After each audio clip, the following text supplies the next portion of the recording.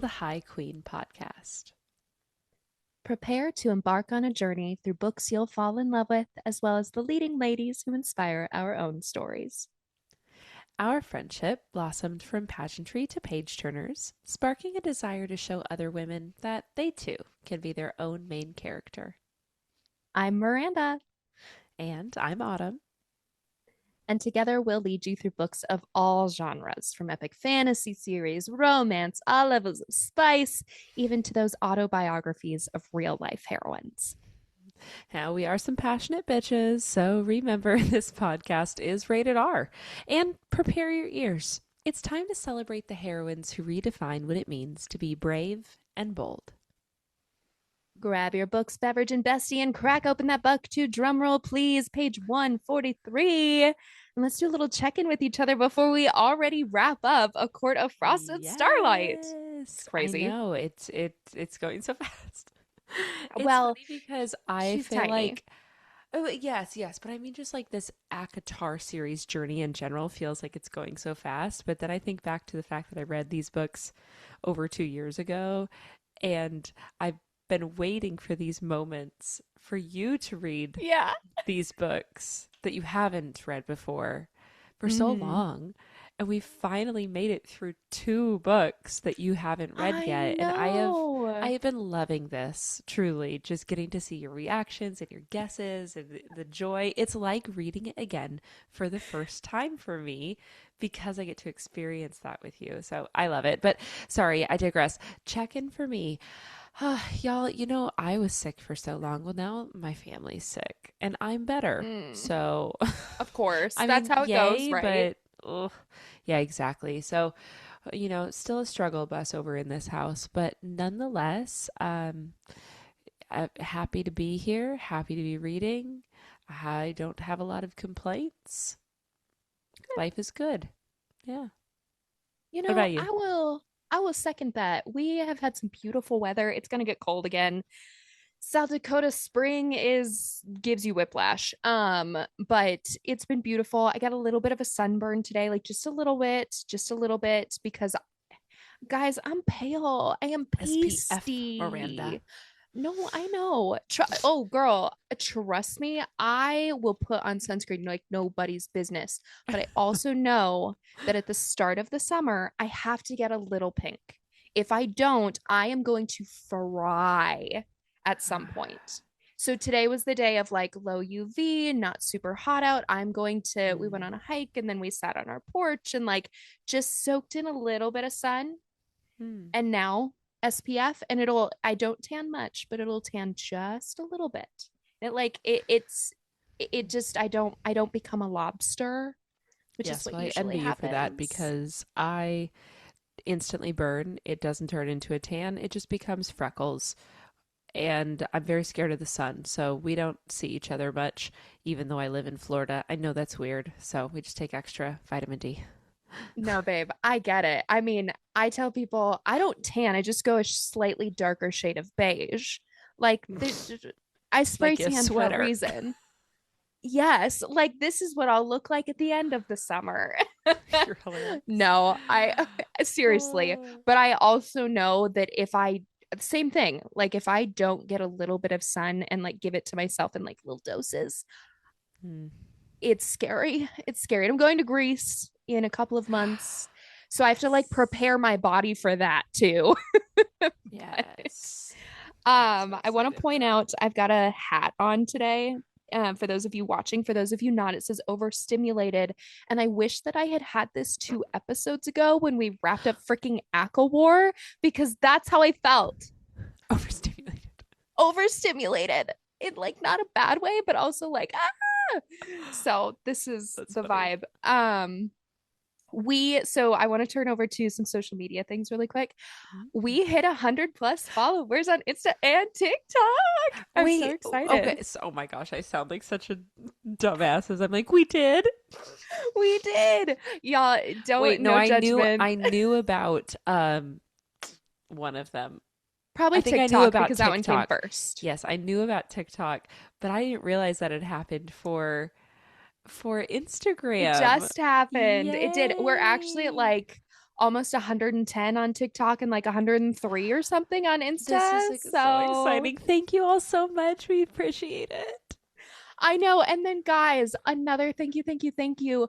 We just also hit our 250th stream slash download, which is so cool. Amazing. Yes, because I think the last update you gave was the 100th. 100. And that wasn't That's a that big long jump ago. already. You guys, thank you again. Like the 1,000 times fact over. that we are able to do this and put this little piece of our love and ambition into this microphone and camera, and that there are those of you out there who listen to it and have something to take away from it. That was the dream. That was the Yeah. goal. So we're thankful for all 250 of those downloads, for all of our followers. Thank you again. Honestly. And whether it's one of you, five of you, a million of you someday, like, this is just so fun. This is this little dream that we had, and here we are doing it. And I'm gonna stop gushing. Yeah. But I want to get into this book because this is only 2 episodes. It's not a very big book, but I'm excited to dive in and Mm-hmm. wrap it up so we can move on to a thick book. Yeah. Ooh. Okay. Well, initial impressions for me for the ending of A Court of Frost and Starlight is my heart is warm and yet a little bit broken. Yeah. That's how I feel. Yeah. Okay, that's Because there's fair. so many different character POVs and they don't all end Yeah. in a happy way. I know. So, like, I my heart know. is warm when it comes to Rhysand and Feyre. My heart is broken when it comes to Nesta and Cassian and more, actually. Oh, and my heart's warm for Amryn and Varian. Yeah, yeah. I think it's the perfect way to close and not fully, but close the chapter a little on Rhys and Feyre and Mm, start to open the book on some other characters a little yeah. deeper. You said So, it really well last time, which was like, if the entire series ended there, I would feel like their story had a beautiful ending. yeah, I'm glad it doesn't, but right? it feels very finished in that way. Like I feel Mm-hmm. satisfied as a reader, but then I also feel lucky that they'll still be around. Yes, absolutely. And we're not closing the book on them because, and this is all in caps in the notes, I knew it. I motherfucking knew it. She's ready for a baby. You Which, called like, that I so well. did. The vibe I was getting, I was like, baby, baby, baby. Yeah. So that was gratifying to be right. Hmm. I'm happy for you. um Thank you. But I think it's really sweet, and I'm excited that they have decided together to take that next step. Like, Feyre was the one who needed to be totally ready because Hmm. she's now 21 and Reese is 579. But so he's had more time to like come to terms with that. But I love that they are now making this choice together, Yeah. and that doesn't close the book on Feyre and Rhysand. That is something that I'm sure we're going to get to see, which is Yeah. exciting. This book is just, it's a sweet little palate cleanser, right? Like, it's not perfect. There's still a lot of despair and depression and unanswered questions, but it's fun because we need a little bit of a break before we step back into death, destruction, and a combo of the two, Nesta. So A combo of the two. thank you. Jeez. Tell me I'm wrong. She has other redeeming qualities Well, I besides know, death but and like destruction. right now, that's Those kind are of the all leading she's ones, giving. yes. I know that she's a multifaceted woman. That's Okay. hilarious. It was a joke. Not you I using thought it was funny. multifaceted. Uh, fantastic. For those of Thank you you. who Thank don't know, it's you. one of my favorite words. Multifaceted. I've had to explain that word Well, to many a people in my life, and I'm like, facets, like a diamond, like multifaceted. You shine in many directions. You have I many love paths. that description. I don't think you've ever told, well, because like I didn't need you to explain the word multifaceted to me, thankfully. I know. But I've never heard you give that description, and I'm obsessed. I love Why that. do you think I love that word? So when when we have merch someday, I want it to be like a diamond that just says multifaceted. Why not? Because why the hell not? So that's one of our first pieces of merch. Nobody else can take it. TM. Already, it's TM. It's happening. Love it.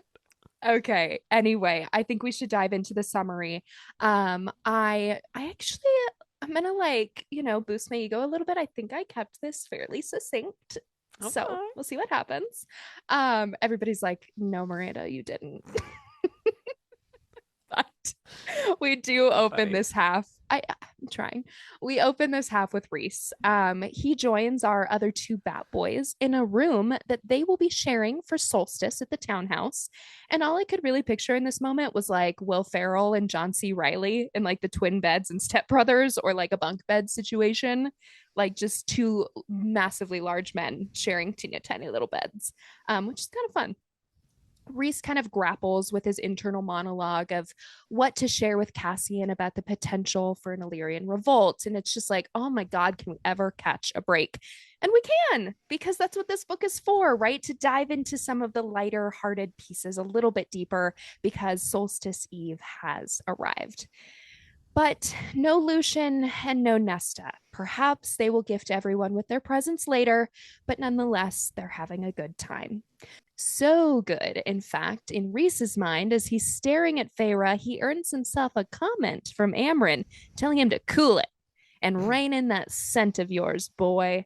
And it truly is a family affair. You've got the horny newlyweds, a new boyfriend, aka Varian, the potential of unwanted, estranged family members arriving at any moment, and a cranky old aunt. We've got it all. Reese toasts to family old and new. Let the solstice festivities begin. And then we transition to Feyre. She wakes up on solstice morning with a bit of a hangover, and she smacks her face on a gift as she rolls over, none other than a birthday gift from Reese Sand, because remember, it's also her 21st birthday. It's a leather sketchbook, which I'm like, what a great gift. That's fantastic. But that's not all, of course. Feyre's a little embarrassed by the frivolity of getting multiple gifts, but opens the second to find a blue wool scarf. And then a third appears. And are we surprised? I mean, Reese is High Lord and he's pretty fucking rich after all. Plus, it's her birthday. It's their first birthday of hers truly together. So he's going to spoil his lady just a little bit. Now, this last gift is a new satchel for her painting supplies, and I think that's a pretty perfect trio of birthday gifts for our girl Feyre. And then Feyre gives herself a gift, and honestly, it would be a gift for us all if we could see it. She wants to sketch Reese like one of her French girls, aka butt naked. Mm-hmm. And I saw your notes later. Great minds think alike. Yep. I was already like, wait, French girls. Yes. Paint me like one of your French girls. God. Yeah. Reese would be a beautiful butt naked nice painting portrait. Oh, yeah. So after a few glorious hours of staring at Reese's naked body, it's time for a Bat Boy solstice tradition, but we don't know what it is yet. They take him out the door and we stick around for a little bit, and there's a knock at the door, and we're hoping it's Nesta, our two cordial, if I can speak, our two cordial Archeron sisters throw open the door to find Lucian. Not quite who they were anticipating. Yeah. I mean, we love Lucian, but like they were hoping for Nesta. He's not staying. He just wanted to drop off some gifts before he heads off to some other festivities. And I find it shocking considering he lets us in on his frustrations with Elaine, Reese, and Feyre. And as quick as he's here, he's gone again. Finally, we're let in on the secret Bat Boy tradition as Mor winnows Feyre to the cabin in the mountains, and we find snow forts and a snowball fight, which I have been waiting for this moment because of social media. And they're just dudes being dudes, right? And who is this year's victor? None other than Azriel with his 199th win, to be exact. No, So love it. that's intense. Fantastic. They wrap up their snowball fight, and then the Bat Boys head off for a good old steam together. And I said, those three naked and glistening, I would self combust. Combust, implode. Oof. Yeah. And with that gift of an image, it's time to celebrate Solstice and, of course, Feyre's birthday. Now, Nuala and Elaine made her a gorgeous cake that resembles the chest of drawers that she painted long ago, and I cried. Flowers on top, flames in the center, and stars at the bottom. Quote, I asked Nuala to do it in that order, said Elaine, because you are the foundation, the one who lifts us up. You always have been. Oh, Elaine. I love this little nod to Feyre from Elaine. This, seeing her, thanking her in a way. It's gorgeous. And then I went, so I know what I want for my 30th birthday cake, because that's like the next big birthday, and that's what I want. So okay, noted. It is then, of course, time for gifts. We've had our cake. Now we got to open some presents. And boy, does a gift arrive with a knock at the door. Nesta has deigned to visit. Although a bit more tense now, we do go back to opening our presents, and we learn what Feyre has gifted everyone. Feyre gives Amryn a puzzle carrier and jewels. Elaine gets a winter cloak. Azriel, Cassian, and more get paintings of how Feyre sees them. And then she gives Rhys one as well. However, his is her Ouroboros painting. She gave him herself, her true self. And I was like, that's a really good gift, Feyre. You're killing it. Your first solstice, and you're killing it. Love it. The night then wraps up with Nesta being a cold bitch, as usual, for right now. And Cassian has kind of had enough. As she leaves, he follows her out the door, kind of pushing Feyre to the side, and he is pissed. We then transition to his POV, where he decides he's going to offer to walk her home. Their first words exchanged in months. And as he does so, and as she tells him no, he tosses her a gift, and with that gift comes an argument. One that actually leads us for the very first time into Nesta's POV. And although it's a short stint, in her head, we learn that while she feels anger occasionally, it's mostly just numb silence, a deep and dark depression. Let's all just let that settle for a moment. We transition back to Feyre's POV, where Solstice has not wrapped up because Rhys winnows the two of them to the cabin. Another gift, this one being some about chicka wow wow alone time for our high lady and high lord. And then Feyre gives him his final gift, and I knew it, god damn it. She's ready for a baby. She's ready to try. She's ready to begin that process of trying. And right now, as a matter of fact, so try they do, hard enough to make the pictures fall off the wall, says Feyre. And I said, hell yeah. And man, this was a steamy sex scene. We'd been needing one of these, right?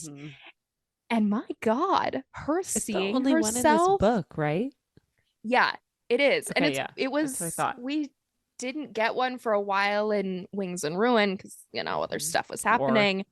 But yeah, for being the only one who we get in this book, man, SJM, you wrote it well. This seeing herself through Rhys's eyes. Oh shit. And then their minds, souls, and powers. Fuck. What a visual. It's like wrap your head around that. This one's a little hard, but it is. Yeah. But how incredible for them. And Rhys even is like, wow, that was a release I've never experienced and like never been able to share with anybody else. First. Which, Love that. wow, in 500 and gajillion years, that's got to be a little bit of a shocker for him. Yeah. He was like, that they are given gifts left and right. Now, after all of the gloriousness that was that sex scene, Reese gives Feyre one more gift. We just keep giving gifts. This one is rather spectacular. It is a home of their own, one they can create together, one right next to the Sidra with a view of the rainbow, one big enough for all of their family, chosen and blood. And Reese looks at her and he says, build a house with a nursery, Feyre.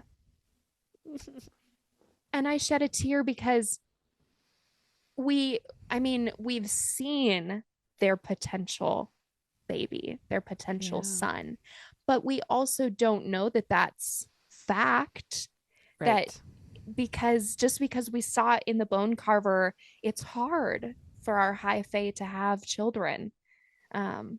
So what a beautiful sentiment, but also is so much unknown. Yeah. As to what's to come. We go from that beautiful moment and transition into a tense one. The end of this book was a little whiplashy, I'm not going to lie, because these chapters, some of them are so short, like 3 pages, because we really needed to wrap up some of those loose ends. So it was necessary. I wasn't mad about it. I was just like, whoa, there's a lot to wrap my brain around. I'm overstimulated.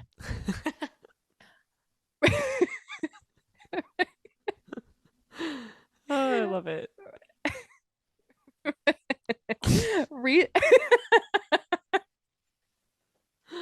I'm sorry, but after that scene with Reese and Feyre, and we go from like this glorious sex scene to them having this beautiful moment of we're gonna build a home and a life together, and I'm like, there's so much happening. My heart and my body are overstimulated. Yes. And then where do we go? Oh, and then it's like hard transition. Reese winnows to spring. We're back in the spring court. Yeah, I didn't expect that, but here we are. And he tells Tamlin that Summer will be sending troops to the spring border. We've got to take care of this. And Tamlin says nothing. He just kind of is disassociating, but he does say these 3 things. Do you think she will forgive me? Do I deserve it? Do you forgive me for your mother and sister? And I took a moment to be a bigger person. And I said, sorry, I'm an asshole. I said, maybe he's finally hit rock bottom. And he's looking up at this very deep hole, like the bottom of the House of Wind library hole that he has to now dig himself out of. Will he, won't he? I don't know. A kind of a lot to digest in this little book. There's so much that happens. There's a lot in this little book. Yeah, it's that's why it's a no skip book. It blows my mind that you would ever skip this book. I mean, I don't know what's going to happen in Silver Flames, but you can't tell me that we're not connecting dots. Pretty important setup. Guys, if you're listening to this and you didn't read it, go back and read it. It's a great book. If you've made it this far and you didn't read it, I'm questioning what you're doing. But you know, that is a problem. However, we did decide to be nice and give you all a solstice gift and drop these 2 episodes at once. So like, we'll give you a little grace, but like, go read the book. Go read it. So anyway, we're not done because that's not the end of the book. Solstice is over. But it is time to start thinking about the state of the world again, both the world at large and our own little worlds. So, Reese has gone to spring. Moore is headed out on her own adventure. Everybody's kind of doing their thing. Cassian and Azrael are checking in on the Illyrians and Devlin's war camp. And we come back to Feyre's POV, where we're at that abandoned studio, which is now her studio. It was gifted to her by the previous owner's family. And she asks Ricinia, the fairy that had the pipe over her head, to be her business partner. And to end this little book, we jump ahead about a month. The studio is now open for business and they're doing art lessons for children. And this made my heart sing for Feyre as we leave Mm. her helping others heal while also helping herself. And that's the end of Frost and Starlight. Yay. It's so sweet. It really, really is. I Yes. did have a few little world building moments that I wanted to throw in that just didn't really feel like they fit in the summary. One of them that I want to start with is Jurian and Vasa. We learn have an estate that they are using, which I think we learned in the last episode, but we are now told that it's just over the old wall, like where the wall was in the human lands. So kind of where like Feyre grew up. And I think it's Lucian who says, I think he'd, Jurian, have been crowned king by now if it wasn't for Vasa, which I feel like was an interesting comment. Yeah. So, Agreed. Agreed. um, Because they already have like a queen there, so mhm, they can turn to her as an authority figure. But if she hadn't been there, right. the And she people would won't, have chosen him. and she won't be there forever. Well, She's got to go back eventually, unless we break that curse. So that's interesting. When speaking of the Illyrians, we learn of a different camp, the Iron Crest camp, and they are the one that currently seems to have the most dissenting Illyrians, the ones who are kind of creating an uproar. And then this really like isn't world building and it really doesn't matter, but like I just had to talk about it. There's a child at the end when they're painting that's upset that he didn't get a dog for Solstice. And I giggled at the thought of fairies having puppies. why not? I mean, yeah, why not? But I like know, I you just didn't don't think about it. Like it's pets? We it's have like the pets? plumbing or just having something as like untrivial as a dog. Yeah. Like that little Fey boy was like, I just wanted a puppy. It's just so again, it's so human. It's so Yeah. relatable. Yeah. So And just little it bits of starts world to building. like remind you, like, okay, the species are not that different. They just have powers Right. and they're And really pointy hot. ears and They old. live forever. Super old. Super old, super hot, super muscly. Yeah, Yeah. my only world building moment was the fact that the summer court doesn't like really celebrate winter solstice. I had that in there and then I deleted it for some They reason. just I super celebrate summer solstice, Summer which I solstice. mean, like, Yeah. fair. Yeah, Makes I get sense. that. Okay. Interesting that some courts really like celebrate everything and others Yeah. don't. They all have their own customs, that's for sure. Yeah. Okay, so getting into our beloved Feyre for what I feel Oh, like might it's the last not time as our first as our character. first character. I know, it's kind of sad. I'm grieving a little bit. I'm Yeah. grieving that excited for Silver Flames, but I won't lie, I am grieving a little bit the end of not the end, but like the end-ish of The end of Feyre our and main Rhys being the focus. focus. Yeah, Yes. exactly. Yeah. Exactly. Well, But excited to see what fortunately for comes. Feyre at this point in her existence, her flying has improved. We find that out, which is exciting. She's no longer, you know, getting there and then tunneling her way into the ground. So, Thank yay, God for Feyre. that. Hell, if she's having sex in flight, she's got to be getting at least slightly better.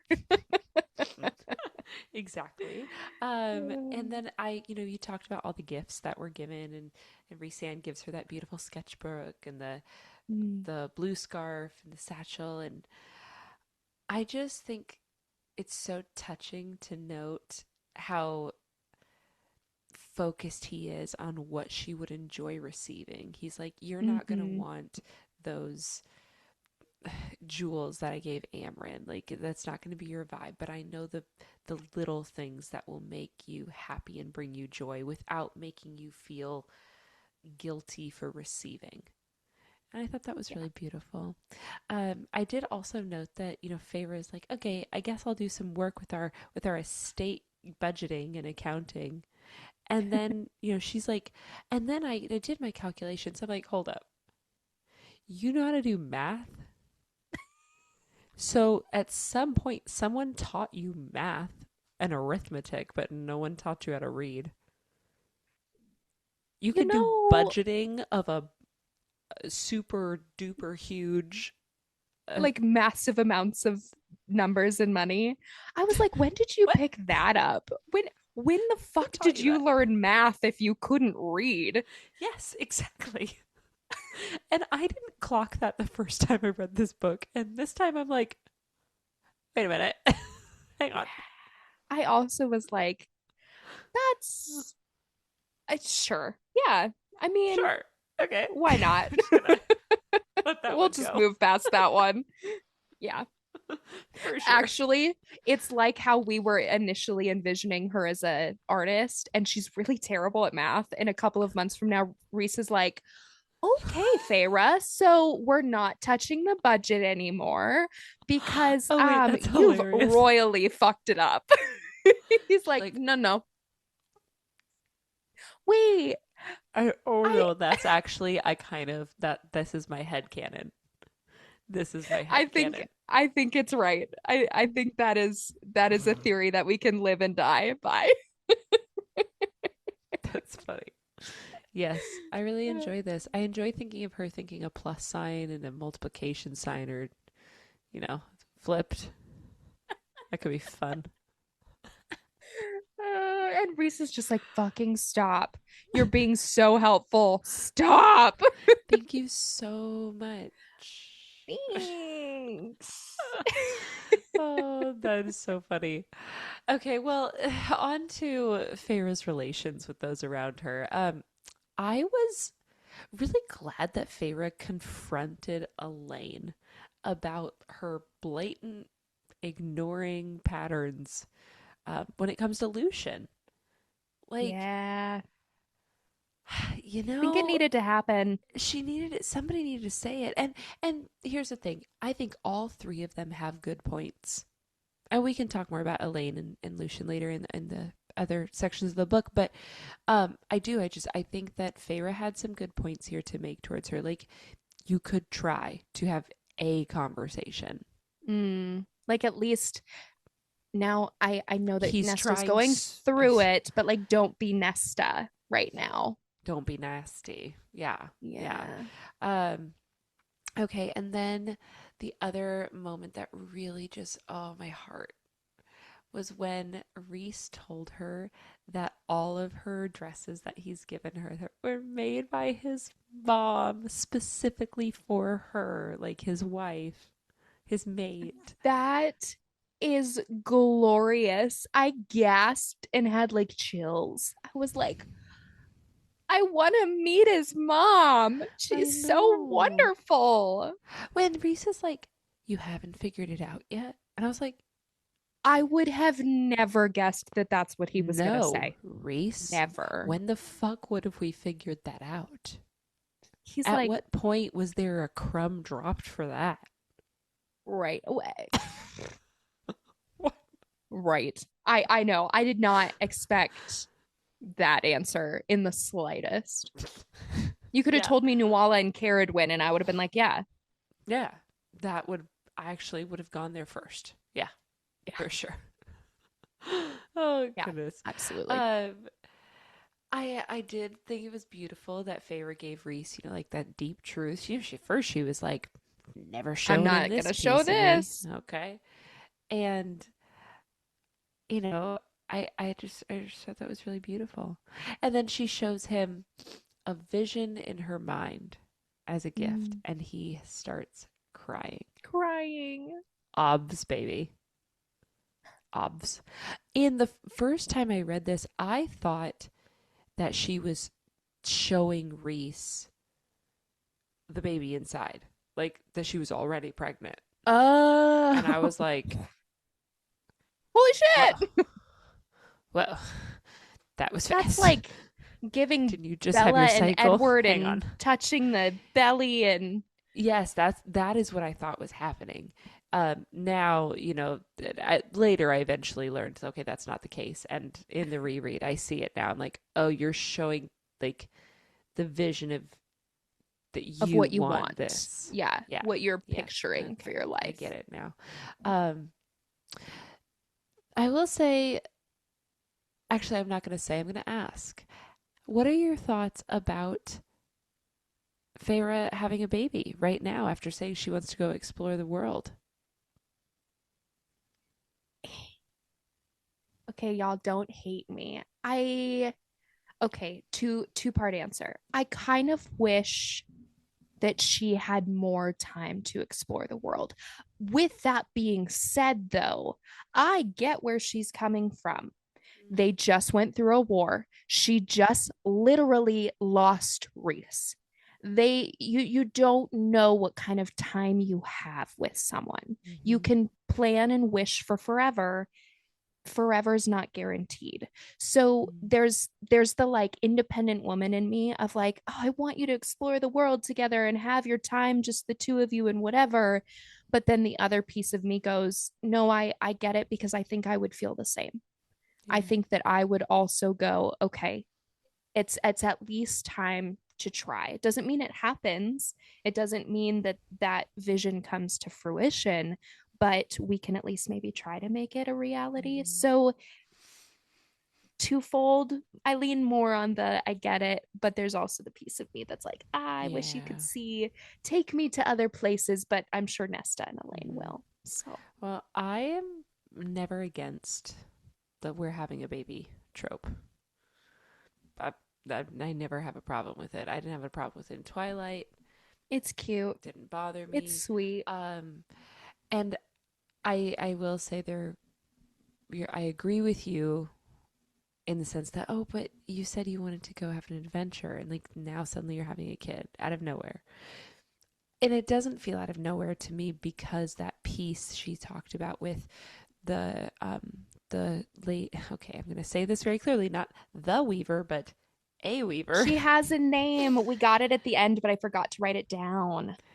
So they speak of the void and the fact that Weaver says, I, you don't have a piece of them anymore. And this will be Feyre's piece of Reese. No Reese's matter piece? what. Reese's Pieces. A Reese's Pieces. This is funny for me because my phone likes to autocorrect Reese to Reese's. Yes, it does. I want to So, acknowledge too, as somebody who hasn't had a baby, but I mm, think you can attest to this, Autumn, and I think a lot of people could. We are not saying that Feyre having a baby means she can't have adventure. She oh, yeah. absolutely can and will still live her life. A baby does not stop that. It does not cancel that out. Mm-hmm. You can do both. Like that, Yeah. again, we're multifaceted women, multifaceted human beings. We can have both.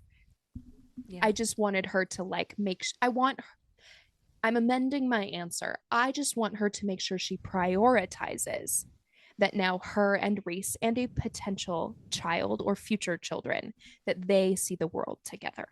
Yeah.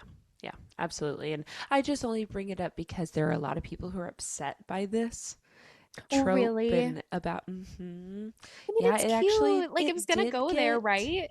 yeah, yeah. Um, it did get brought up a little bit in the SJM Call Her Daddy interview too, where um, you know, Drop SJM kind it. of Tell got to set me. the record straight a little bit, where she was like, "Yeah, um, I'm happy with my decision essentially to have Favor and Rhysand have a baby, and here is why I wanted them to do that. Here's why I made that choice."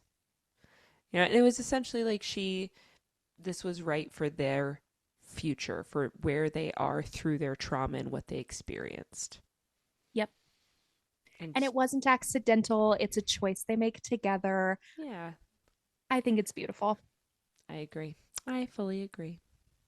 Um, yeah, just really happy with that, and also happy for Feyre Darling that she had sex hard enough to make the pictures fall off the wall. I'm really happy for her. But this is the line. Do you like watching me fuck you? I was like, I fear I need to close my book right now. Just take a very cold shower. That was such a great scene, such a great line. Like, oh my God. Oh. Yeah. My husband's laying on the floor after our hike because I read this morning to finish out this book, and he's laying on the floor like half asleep. He's like, "Are we ready to go grocery shopping?" And I said, "Shut up. I am reading a very important chapter." When he says, sorry y'all, when he says essentially you taste exquisite. TMI, whatever. I looked at my husband and I said, "Here's a new word for you. Exquisite." You fantastic. use it. Have you like turned the page around and been like, read this, Josh? Read this. He's like, "Just read it out loud to me." And I'm like, "Okay." Sounds good. Yeah. Wait, that whole you? section. Have I read certain it I out mean loud to him? not entire pages, no, just little bits and pieces. Say, that's quite the narration to give. I mean, I could report back, y'all. I don't know. All I have to say is if you enjoyed that scene, you're gonna fucking love this book. I'm so excited. Okay. It's already out. Book, it's off the listeners, bookshelf. By this book, I'm talking about our next one, Silver Flames. If you enjoyed that scene, you gonna love this book. Well, I am ready. I am primed and ready. Thank you, Recent Feyre. You very much are. I was a hot section. Damn. I got a couple other little things that popped into my head for Feyre. When she's wishing that Rhysand had forgotten her birthday, it's totally giving Bella with Edward. Like 1000%. I loved it. Lol, couldn't be me. I'm like, oh my gosh, it's October 1st. My birthday. My birthday's at the end of the month, but see, and as somebody whose birthday's on the motherfucking 3rd, and I'm not mad at you. I'm not mad at you, but I'm mad at the world because people are like, I celebrate for the full month. People don't give me that. They're like, your birthday was on the 3rd and then Christmas was right before. And I'm like, fucking fine. Okay, whatever. Give me my day. It always like blizzards or some shit, so it's fine. I should pick a summer birthday. I should do my unbirthday, half birthday. Yes.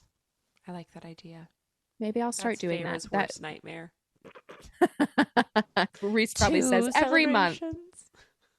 Girl, I'm picturing girls' trip. That's warm destination. Anyway, right. So as we transition from Feyre to Rhysand, this last little nugget about her. I loved her changing her hand tattoos from the eyes to the Night Court insignia. It's just, again, if this was the end of me reading about Rhys and Feyre, what a beautiful, like, fully stepping into the Night Court. I am the High Lady. These are not just your tattoos and your markings. I claim them now too. And I was like, that's awesome. Yes. Okay, so I'm actually going to use that as a transition into Rhys because one of my notes was about those markings. And, he says those markings can never be changed, Okay, Rhys, honestly, I know. Are you like still questioning if she's gonna be with you permanently? Like she wants to have your baby. She wants to have your baby that you've literally bound your lives together. So, of course, she's not worried about changing something permanent on her to reflect something about you. Duh. Come on, we love him, but come on. Yeah, I know. Oh goodness. But then Rhys, okay, he's getting all like hot and bothered thinking about Feyre. He's like, her booty. Haven't had it in a minute, and he's just like can't stop thinking about it. Hard as a rock. Yes. And which is hilarious because Amren's like, oh my gosh, stop it. We can smell you. And I thought, wow, I'm really grateful that humans can't scent each other's arousals. That would be so uncomfortable. Really fucking weird world. Yeah. Yeah. I was at at a bar last night with some friends, and Wait, you have friends other than me? sorry, lol, No, like you're you don't. not. Okay, No, you're not. I'm just kidding. so I was with some friends, Miranda. Bury the lead. And anyways, point being, you know how it is to get hit on when you're out by people you would rather wish not talk to you. And this I dude mean, comes I up to don't, me. but I'm not shocked that you do. Stop. We're getting up to leave, and this guy comes up to me, like sideways, okay, so he can lean Ew. in. Hey, excuse me. I just wanted to let you know those jeans are really working for your ass. And I was like, What a line. I thank you, I guess. Not the worst thing you could have said. It wasn't the grossest thing you could have said. I picture And he was Cassian like saying that trying to to be, Nesta, like the first time she wears gee, those pants. pants are really working for you, Nesta. Just But he was like trying to be polite about it. He's like, I just wanted to let you know. And I was like, yes, because it was so important you tell me that. I'm validated now. Thank you. But anyways, Oh, imagine if I could smell his arousal in the moment. That was my gagged. full circle I point. just gagged. We brought it back. Oh, oh my Yeah, gosh. So that would be yeah, unfortunate. that would be gross. Okay, so then you mentioned the paint me like one of your French girls, which is hilarious because in my notes I wrote, I had just imagined Feyre sketching Reese, kind of like that Titanic moment where Rose lays down with the heart of the ocean. Oh my God, I want Reese with the heart of the ocean, like on a Victorian sofa. And you guys, we don't like read each other's notes beforehand or something. So Mhm. I did see this after had put in the summary and whatever, and I was like, great minds think alike. Yeah, I love that. Yes. Oh. Okay, and then another, like all of my moments about him are either, well, no, most of them are somewhat hilarious and about his arousal. That's kind Those of a were, lot of what he's thinking about. I know. But then he's also thinking about it when he's not supposed to be, which is in the little Birchen sauna area with Cassian and Azriel. He's like, it's bad form to be at attention because Feyre is sending him all of these visions from her mind of them doing it. And he Mm. gets kicked out naked into the snow, full, full rod into the Full air. And I flag was it, just like, full oh staff. my God. I That made really me enjoyed that. cackle. Yeah. Yeah. I loved every visual of that. I was thinking of a cold shower. How about cold snow? It's I'm sure it gets the job immersion done. therapy, you know? Rough. Ah. Okay, so something not about arousal whatsoever. Hard Hard pivot transition. is him Instantly visiting flaccid. Tamlin. In- That's instantly my cold soft. bath. Oh, good That's God. immersion therapy. Okay, so he goes to visit Tamlin in this book, not once, but twice. And the Twice. second visit was such a surprise to me. I was like, why are we back here? Like, you could have sent a note about the summer court troops. You could have sent Azriel for that if you wanted to, but he really needed it to be him. And I think it's because he has a little bit of guilt from what Lucian said. It plays in his mind when he walks in, and I do think Reese left there already feeling slightly guilty about it, and Mm-hmm. Feyre tried to make him feel better. It clearly still lingered with him, and Yeah. especially after Lucian's conversation with Feyre. And so I was surprised that this was what we were going to get here at the end of the book, but Mm. I also was kind of satisfied by it because something about the act of Rhysand being the bigger male. It felt right. So right. He's not putting him down with words. He's telling him here's what it is. take care of yourself. He's not giving him the pity he said that he didn't deserve, but he is telling him, like, pick yourself up. I'm not pitying you, but I am telling you that you need to care for yourself. And I'll take the first step. I will be the bigger one in this situation. Here's your dead elk, skinned, cut up, and on the And frying pan. cooking. Yeah. Yeah, but It, that line, he's the bigger do person. you forgive me? Do you forgive me? From Tamlin. What Oof. a what a question. Well, I mean, I can't imagine Tamlin anticipated an answer, but still, No. what uh, I would play that conversation over in my head a million times. Mm-hmm. Yeah. I mean, and do think that, in the way that hate and love are two sides of the same coin, guilt and anger, I think, are as Mm, well.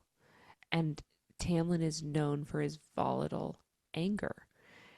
And mm, perhaps the weight of the guilt of his choices in his past is why it's so palpable all the time on the edge.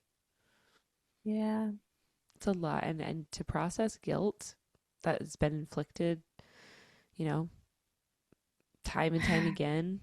Centuries. Yeah, it's going to take a Let's lot. put Tamlin and Nesta in a sparring ring and see what happens. I don't actually think I'd want to watch that battle. I think I'd know who'd win. I mean, yeah, we know who'd win. I mean, Tamlin's in the lay down and die phase right now. Even in the, you Well, remember Reese was like, he doesn't even have wards around his house. It's like he wants someone to come in and end it. but neither does Nesta. She doesn't have wards around her apartment, and she fights with Cassian a little bit and fights with Mm, Feyre a little bit, yeah. so more than Tamlin. But I also think Yes. she's in a pretty not I don't think they're the same, but I think they're similar in Yeah. more ways than we probably want them to be. Yeah. Self hatred and guilt and Yeah, and numbing. trauma, yeah, Yeah. Yeah. deep You're deep right. depression. You're right. Oh, goodness. Well, my last thing I wanted to say about Reese was towards the end when he's looking at all the girls who are training in the Illyrian war camp, some of them being super young as 12, and he thinks about if any of them want to try one day learning how to wield the Illyrian bow, one of the most challenging and difficult things you could wield. And he thinks, if they want to, I'll personally be the one to teach them. And I'm like, it was perfect. Yeah, I Again, the agree. bigger male, but also this is just a beautiful way, I think, to end out who this character is and why time and time again we come back to say Rhysand is amazing. Yeah, 100%. It was a little nugget. I also kind of hope that it comes back. I hope that Hmm. he gets to do that for like the next Yeah. generation of Illyrian warriors. Um, I loved when we found out that Reese is the one who basically gets to like play Santa Claus because he's the only person that won't sneak a peek at gifts. I thought that was so cute. And speaking of cute, we've had Reese, he's been referred to as Reese for 3, 4 books, but all of a sudden in this one, we get Cassian calling him Reese, which Reese. I just thought was, and we refer to him as Reese jokingly, but like, I just thought that was so adorable. Reese, and I liked it from Cassian's POV, and yes, I think all of the little nuggets that we got for both Reese and Feyre, because this may be one of the last times they're at the top of our list. I think we got so many beautiful moments that if this is the last that we get of them, it could wrap them up beautifully. Absolutely. Well, somebody who's very far from being wrapped up is Uh-huh. Nesta. Yeah. So Nesta has some real rough lines in these chapters. And, we've already said she's in a dark place. I noted that, Feyre looks around and she thinks, oh my God, none of these presents are for Nesta. she doesn't know that Elaine got her something. No one Right. knows that Cassian got her something. He wasn't planning to give it to her in front of everyone, but Feyre realized, like, oh shit, we're all handing out presents and no one got you anything. Fuck, that's I was awkward. kind of surprised Feyre didn't Yeah, get her something. That yeah, actually shocked me a little bit. I thought yeah, she'd have been prepared with a gift. So exactly. I mean, it's very, very odd, but Elaine's gift was really sweet. I it really was. liked that. Yeah. So, and then we get a confirmation from Cassian that Nesta has in fact lost her quote maidenhead, her virginity, I'm her obsessed with cherry that. has been Maidenhead. popped. Yeah, that's a new way All to of say the that. things. I'm like, I'm gonna start using that Maidenhead. Her maidenhead has been taken, as if you could take that. That's ridiculous, but It you has get the been, idea.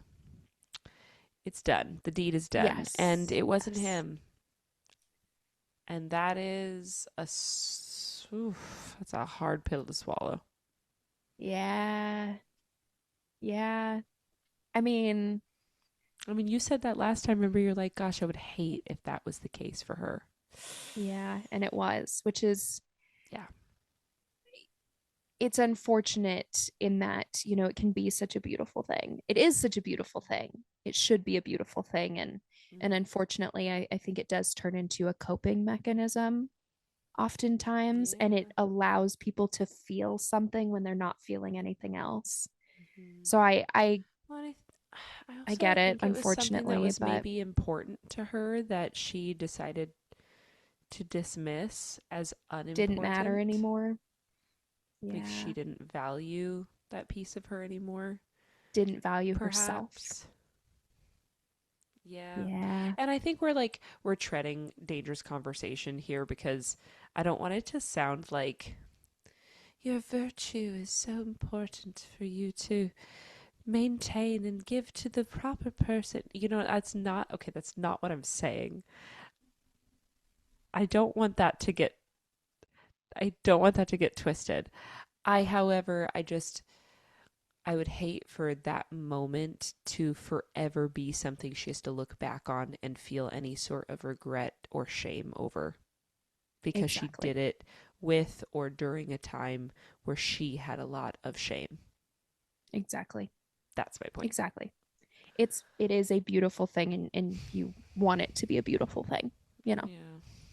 Yeah. Yeah, I guess I was glad we got the answer to that, how rough for Cassian and for her, especially when we get this sentence from Nesta's POV that she knew in her blood and bones that Cassian followed her home, that he was sitting on a rooftop watching to make sure she got into her house.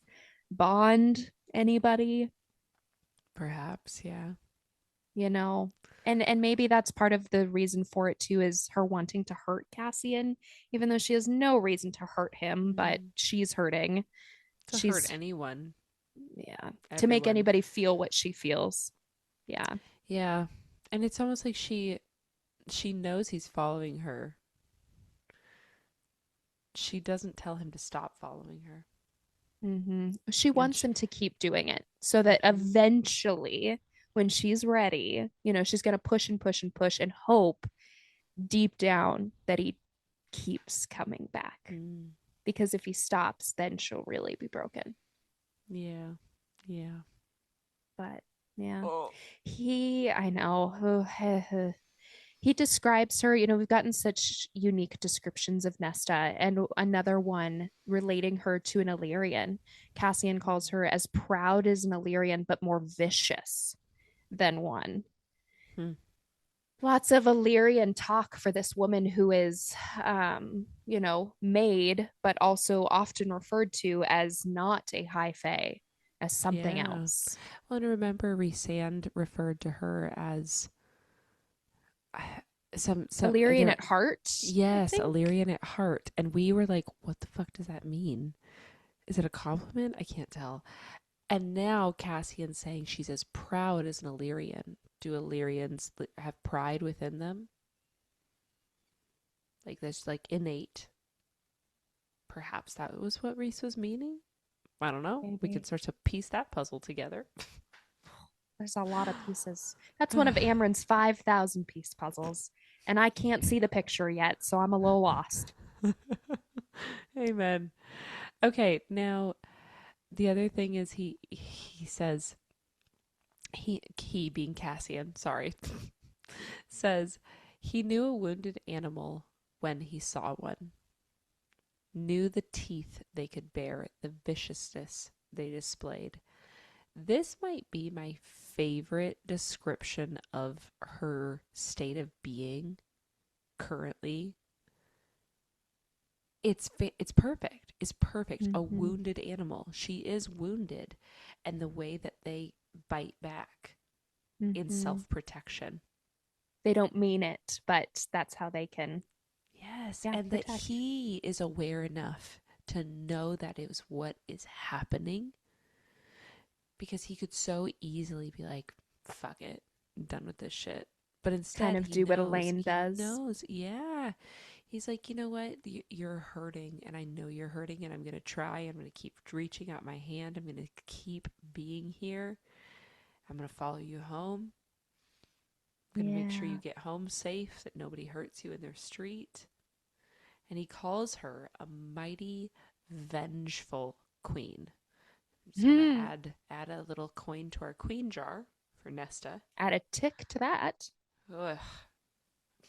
If this doesn't Yeah. come to fruition at some point, I'm going to be like, come on now. A girl, for real. For fucking real. Oh, goodness. And then we have Nesta's point of view. These words: the silence, welcoming, and smothering. Mm. Smothering is such a strong word to use for this feeling that she is having. Having? Wow, sorry. Um, but it just felt so powerful when I read it. I'm like, oh, yeah. Because I get that after so much noise, how sometimes that smothering's all encompassing. It's like you leave a loud room and your ears are ringing, and then suddenly it is quiet. And Yeah. it's like you can think again. Like your brain unfogs and you're aware and present. But Nesta doesn't want to be present. Nesta wants to be numb. And her body, as hollow as she felt, is the way she describes it. And then we get a little insight here, just a tid, into what is Mm. happening deeper. She talks about how she Mm-hmm. can't stand the sound of fire. How does no one else realize that it sounds just like the breaking bones of a neck of her Mm-hmm. father? Hmm.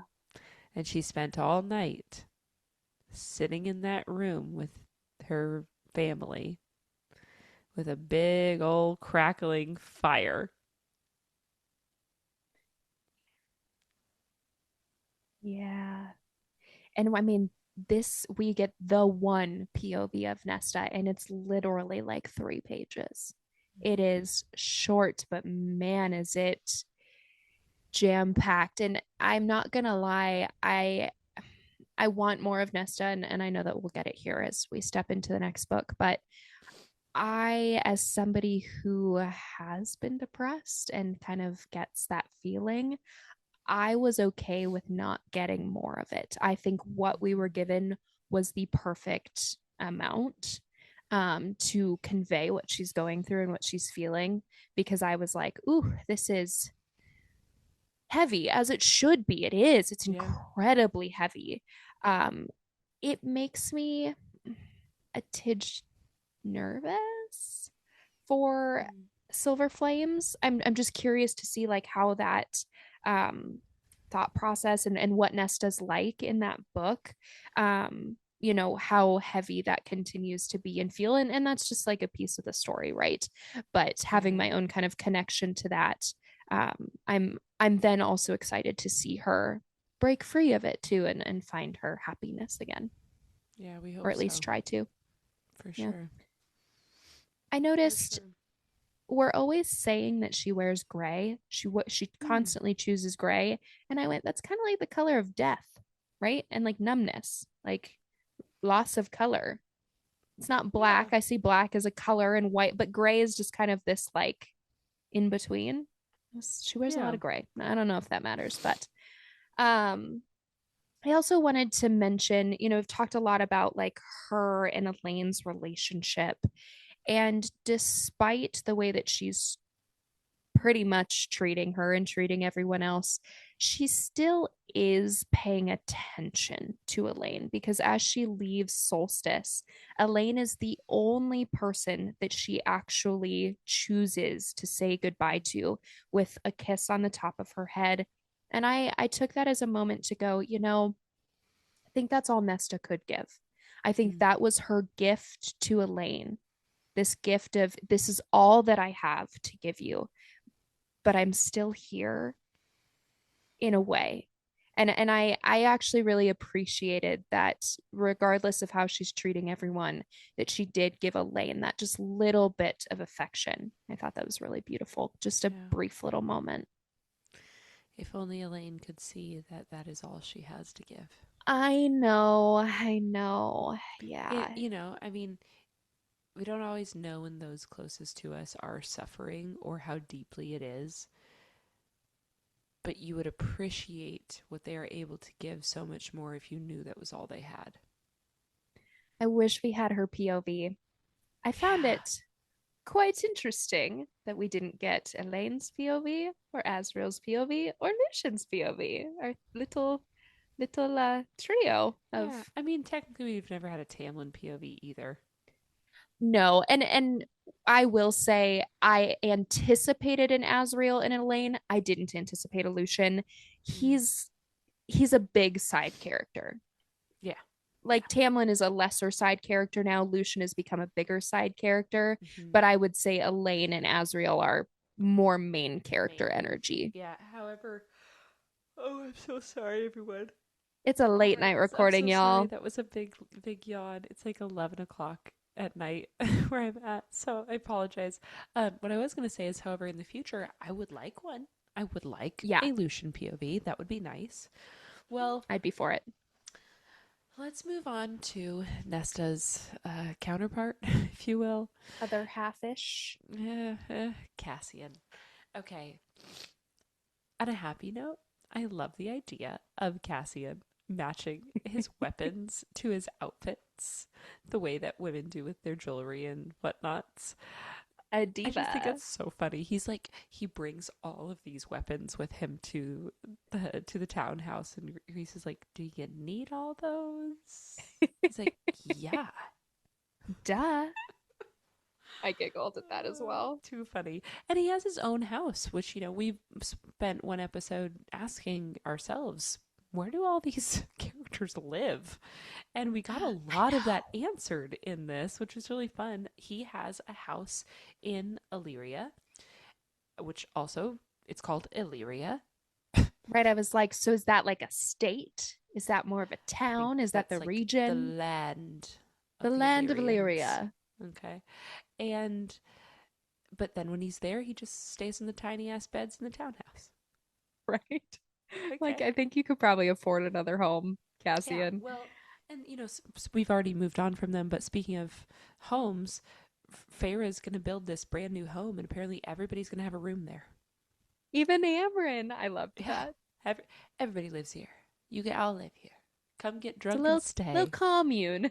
Yeah, that's what it feels like. Honestly, though, when they have a baby eventually, Cassian is the fun uncle. Oh, I feel like he is going to eat up a little Illyrian baby. He's going to love that. He's going to absolutely. love being an uncle. I was so glad we got, I mean, in the grand scheme of things, does it probably matter? No. But like knowing where they live was good for me. Yeah. But then I went, so where does Asriel live? Does he live in the shadows? Where Yeah. the hell does he live? Um, we I did find it like interesting that Cassian doesn't have any sort of Valaris home. And Mhm. then I was curious too. So, what does that Illyria home look like? Is it one of these like little shacks essentially Yeah. that they have at the camps? Is it like an estate in the mountains? Like, I want some more details eventually. Not that it matters, Mhm. but I'm intrigued. So, Yeah. Well, something else intriguing is what was that gift? What was that gift that he got for Nesta that he spent I months looking know. for that now sits at the bottom of the Sidra? We don't know. And that is a question I also would like answered. Um, Go find it. Get out a metal detector and man, find the gift. yes. And I I want just to want to know. give Cassian like the biggest hug. Oh man, that Yeah. confrontation with Nesta was so hard, and he's so deserving of love and nurturing, and just like give my big old teddy bear a big old hug. Yeah. I know. I agree. Especially because he is being so understanding of Nesta. Like we already touched on that.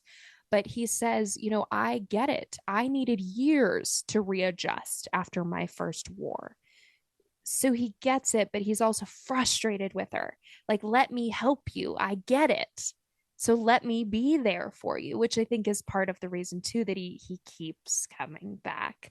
And feeling for Cassian and wanting to give him this big hug, he has nightmares of those final moments when Nesta was prepared to die with him.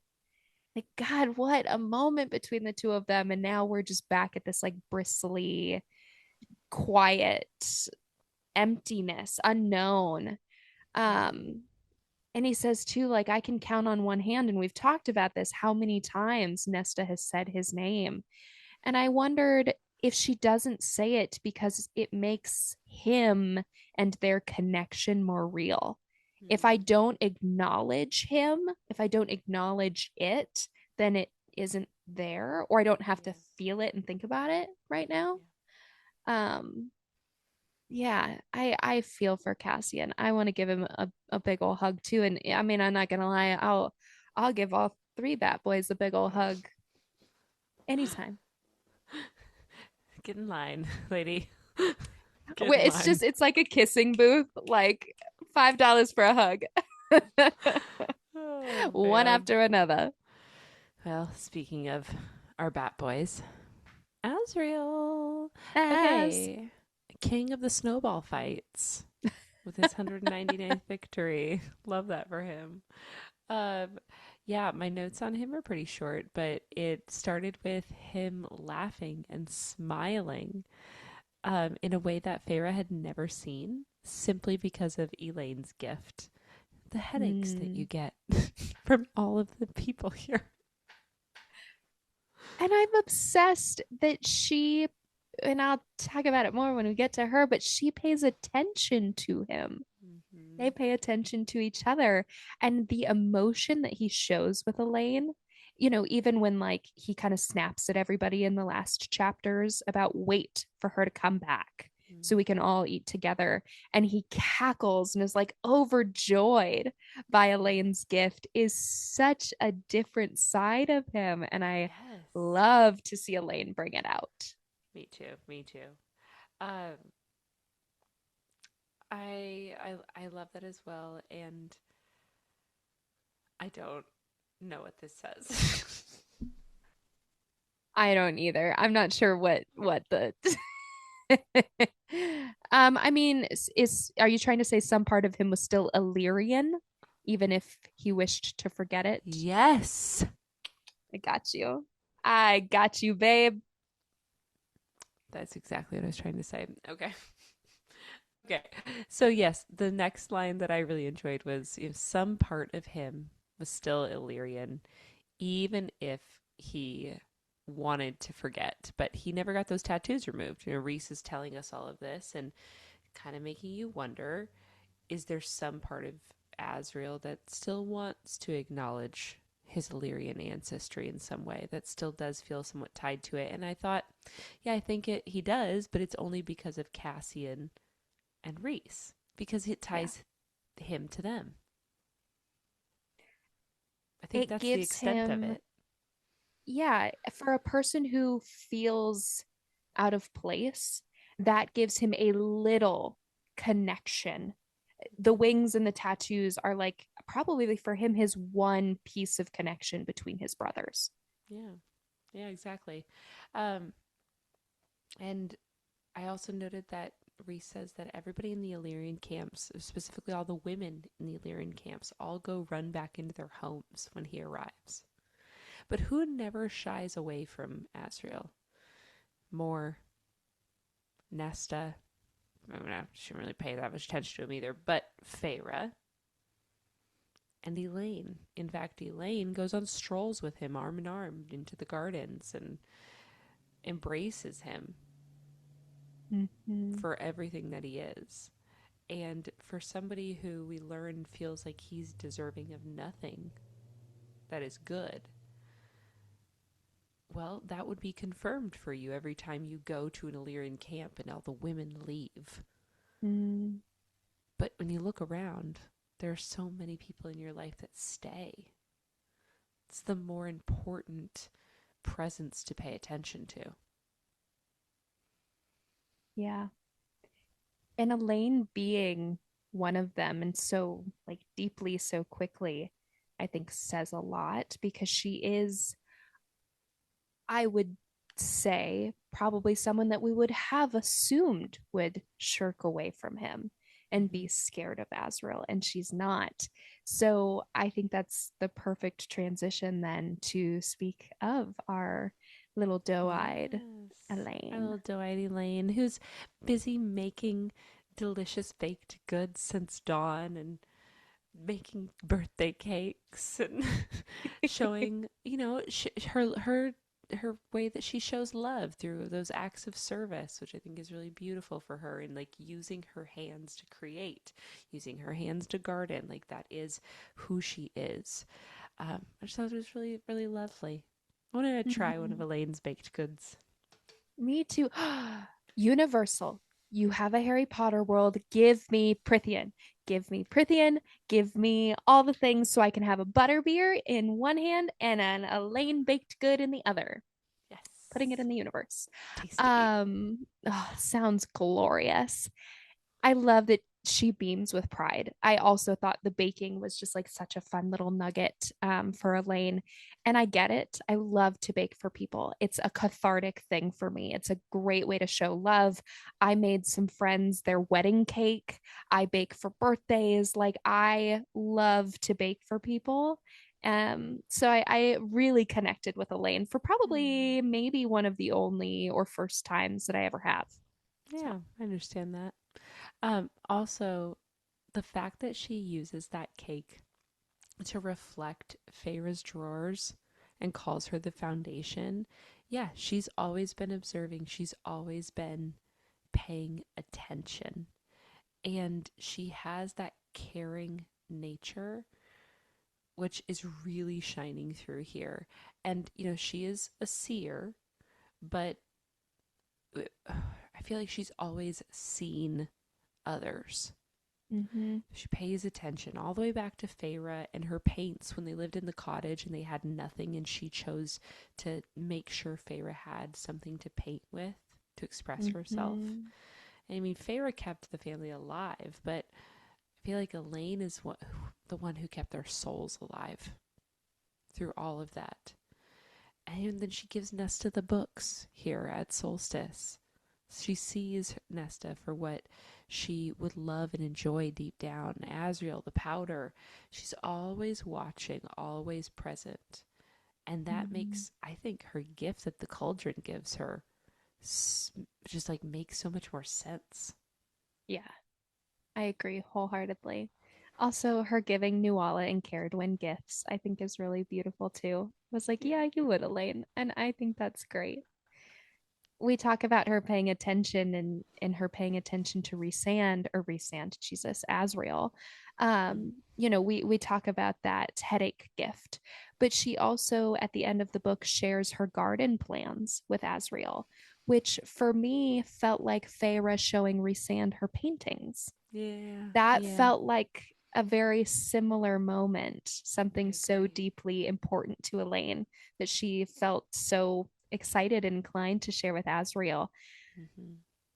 And as much as she is loving and caring and nurturing, she is also a little prickly lately. We've touched on it before, Mm. and that continues here. You know, we mentioned it earlier in the episode, but when Feyre says, you know, Lucian brought you a gift, and Elaine goes, quote, and that entitles him to my time, my affections. I don't want a mate. I don't want a male. I was like, okay. I mean, feelings known. Yeah. I mean, okay.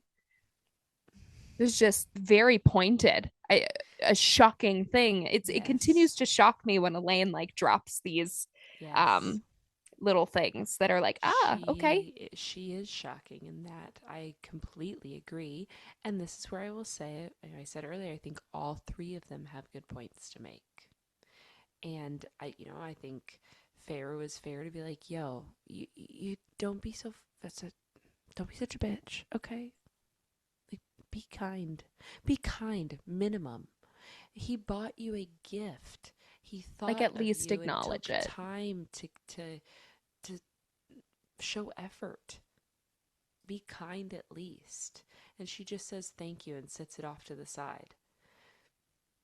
Doesn't even Okay. open it.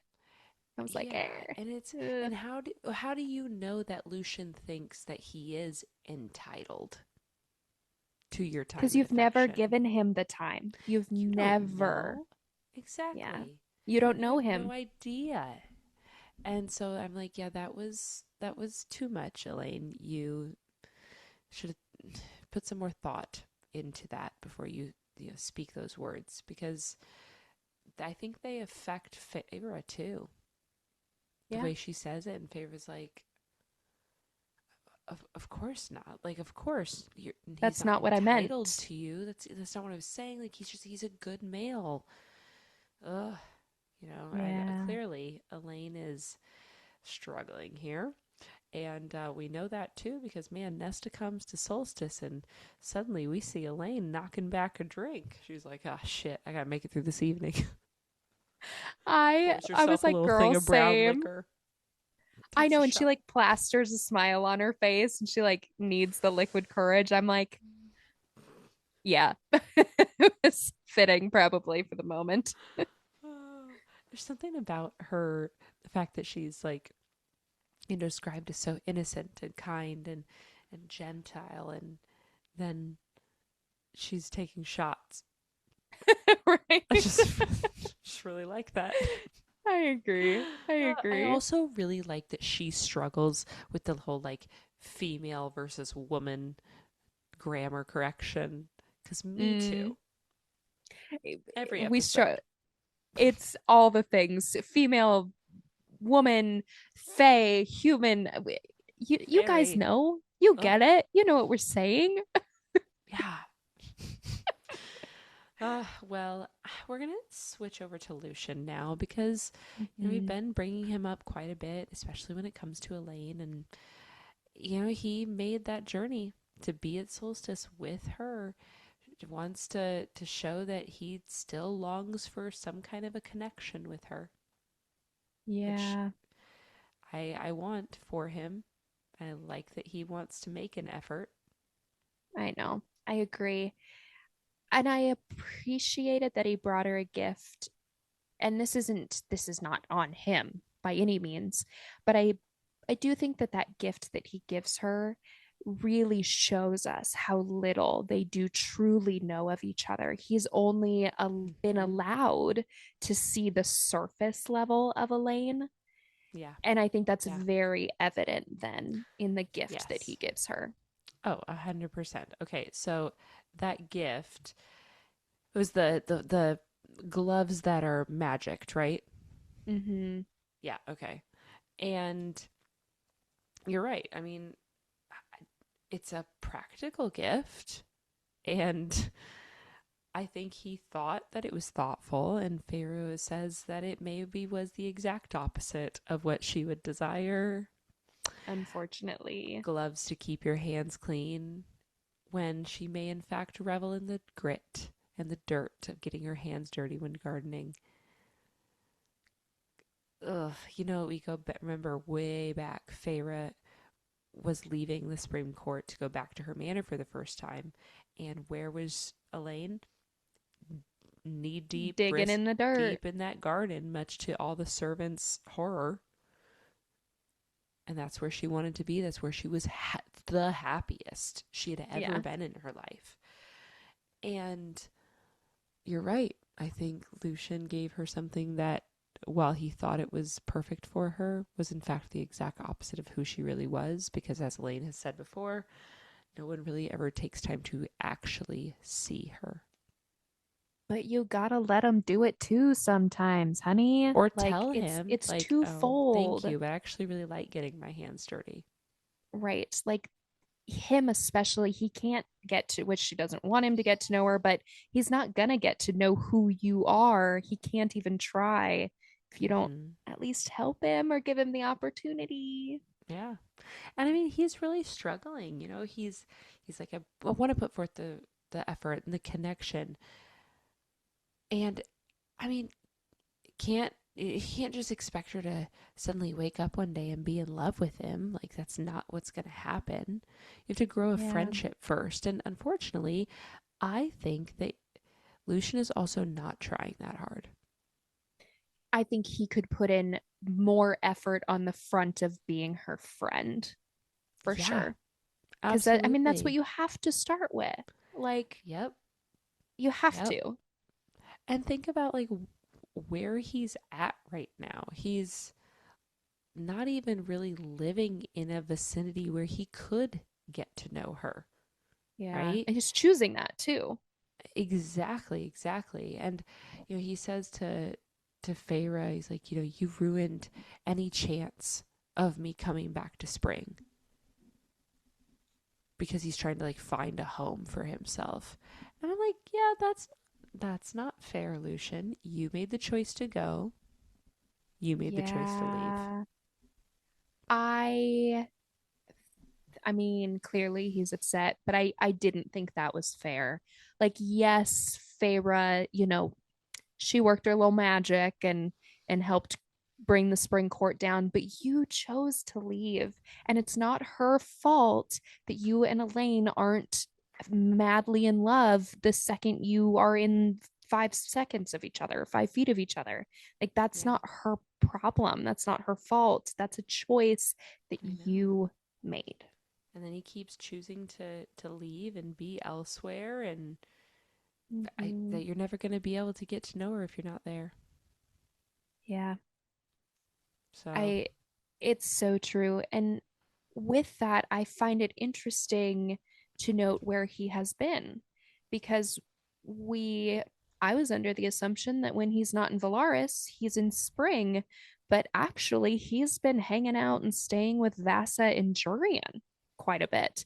So mhm. much so that they have a name for themselves, the Band of Exiles. And I was like, okay, maybe you're exiled from spring and from autumn, kind of, but like you made the choice to leave both of those. You don't have to leave Valaris. Literally, Feyre has opened the door to you. She's Yep. like, live here with us. Find another home. We'll help you. Here's a job if you want it. Like I want you. And he's pushing that away. Yep. Exactly. Exactly. Well, I don't know how much hope I have for Lucian and Elaine, simply because, Yeah. I mean, I don't think, the saying of the heart, you know, Grows grows fonder or whatever fonder with with distance or distance. time. Distance makes the heart grow fonder. Wow, we There we really go. fumbled that one. Um, I It's don't think fine. that's going to apply in this situation. Yeah. I mean, I think distance is making the heart grow fonder for Azriel, Hmm. Yeah, Lucian, stay which then away. I'm It's really like, helping me out. well, and then God, would Lucian and Azriel fight over Elaine? Holy hell, that would be a battle. Yeah. That's a lot of people's predictions for this upcoming release. Wow. Look at me. I'm on the same So track as look at everybody you. else. I mean, none of us know, but that is a common But I could prediction. see it. Yeah. Oh yeah, for sure.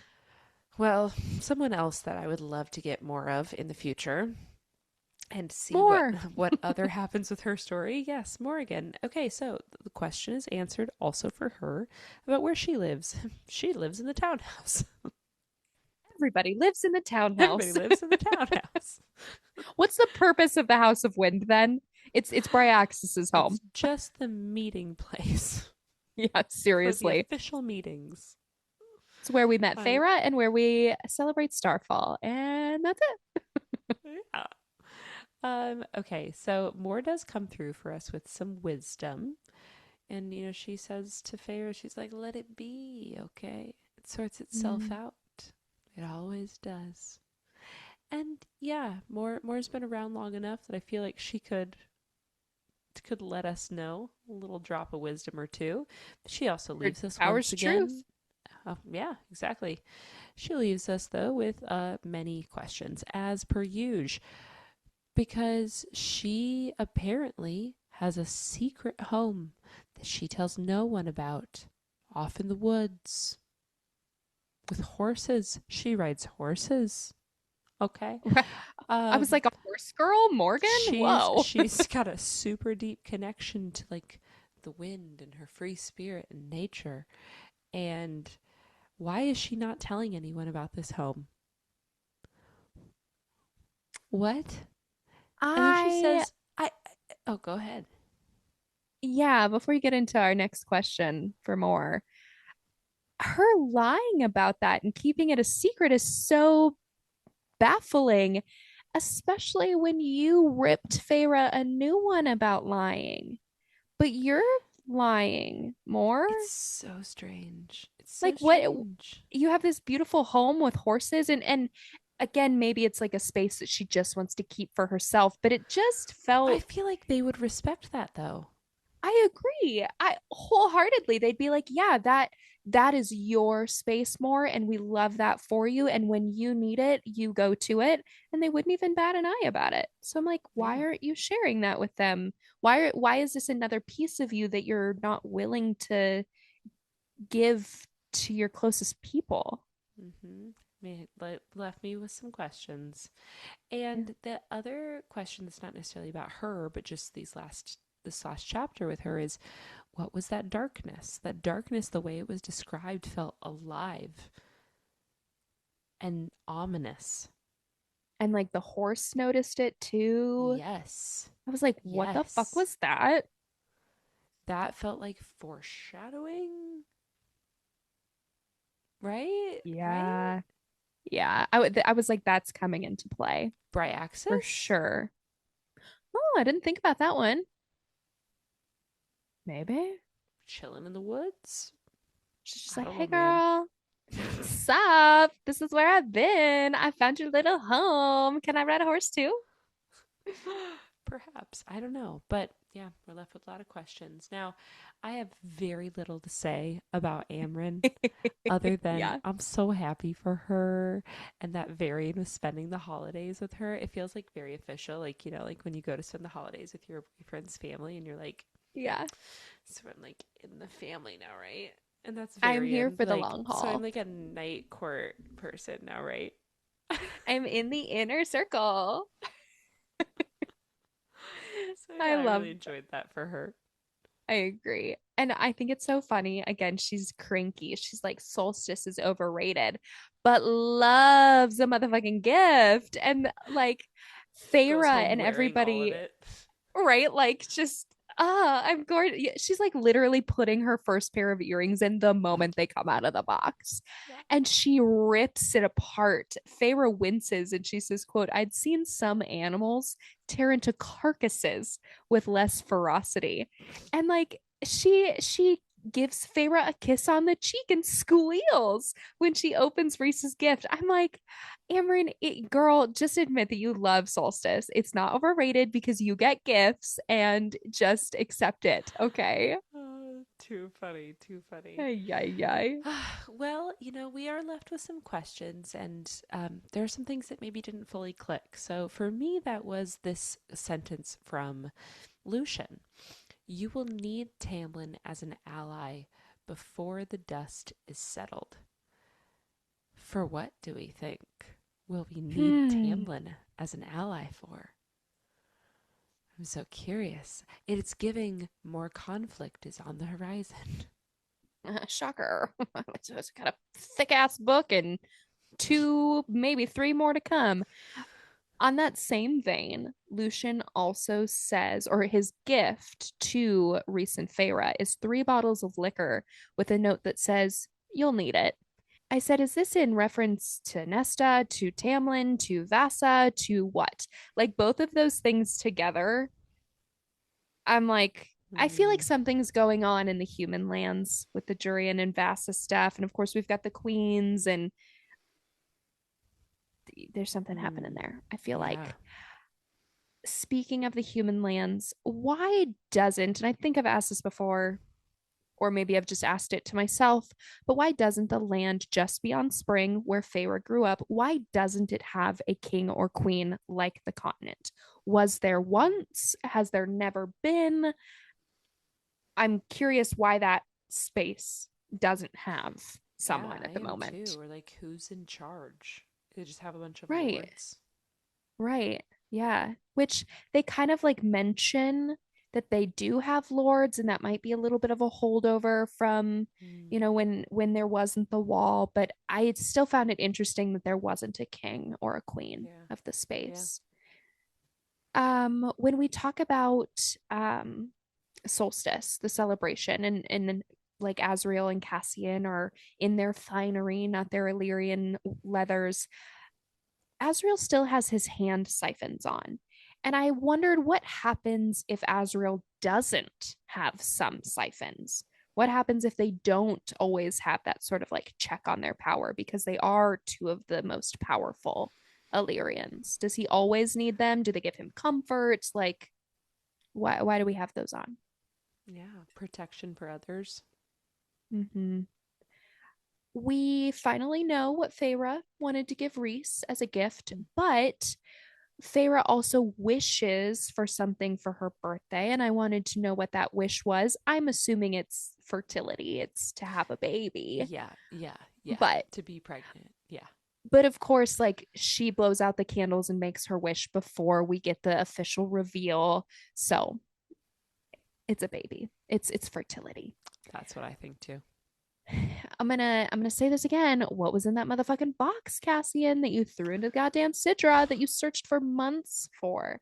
Like what was this thing that felt so deeply Nesta? Right.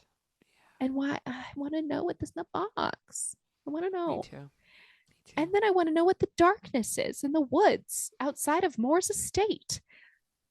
I I didn't expect this little tiny book to give me so many new questions. But yet it was SJM. Why did I think any different? Accurate. Well, we've made it to the end of another book. And Crazy. it's time. 4. It's time to rate it. It is. Oh my gosh. All right, guys. 5 point crown, royal masterpiece. 4 point crown, almost perfect. 3 point crown, a solid tale. 2 point crown, a decent story. And a 1 point crown, a story that just missed the mark. So, what do you think, Autumn? What does A Court of Frost and Starlight rank for you? Okay, so for me, this is a 4 point crown. As much as I love this book, right? The sent the or not the sentence, but the words almost perfect are important here because for me, for a book to be perfect, like a masterpiece, I need just like a tidbit more conflict or action to give it all of that. I want to feel a little bit more in that regard. But Mm, that's not to take away from all of the wonderful moments that I got. So I don't want to give it any less than a 4, but I don't want to give it a 5 simply because comparatively to the other books that I give 5s to, it doesn't have all of those same moments. That doesn't mean I didn't enjoy the book thoroughly. and I have to agree. First time I'm not Really? giving a 5. Yeah, and here's the thing, like in my heart, it is a 5. It is a Yeah. beautiful book, but I agree that in the grand scheme of things and in relation to other books, Aka War, Aka Math, Twilight, Harry Potter, all the things, this book is more of a four simply because of all of the things that you already said. But what does make it a five in my heart, at least, is that it allows me to slow down in this Yeah. world that I have come to love. And I deeply appreciated that. And it gave me some deeper insight into some of these beloved characters. So that's why, like, in the grand scheme of things, it is a four. I'm giving it a four, guys. But in my heart, it does hold its own as a really wonderful book. It had good world development. It had some great character moments. It had, I mean, a really great spicy scene, just how we like it. Like it had so many Mhm. great elements. It just needed a tidge more, but it's a novella, right? It's meant to Yeah. be a bridge and a connection Yes. piece. And this was my first novella to read. So I think I really didn't Mine even too. know the first time I read this what I was going to get out of a novella. And I was like, Same. oh, it's like a really small, quick story. Okay. I love that. It's What I've cute. learned is that I really enjoy them. They're not the meaty type of adventures that I love that I give 5 stars to, but it was lovely. Well, it Our does bring first four. us. I Crazy. know, I know. I feel bad. I feel like I sad for it. know. Sorry. But like it's if you put them all together, it has its place. It is Yeah, necessary. It's if the series is a five, it's all a five. absolutely. Well, that brings us to our heroine's journey to wrap things up. Farah's journey has been one of both beauty and pain. But what I love the most about this point in her path is how she chooses to use her experiences to help those around her. Even when we think we are done healing, sometimes we find that helping those who are also in need allows for deeper threads of our innermost tapestry to begin to weave back into place. And although our inner self will maybe never be the same as it once was, because it literally can't be, but it can become something that is fuller, more intricate, and perhaps even more beautiful than ever before. And the pain that she carried throughout all of these journeys becomes perspective, and the survival that she fought for becomes guidance, and parts of her that were once broken become the very things that allow her to connect and understand and to be a leader.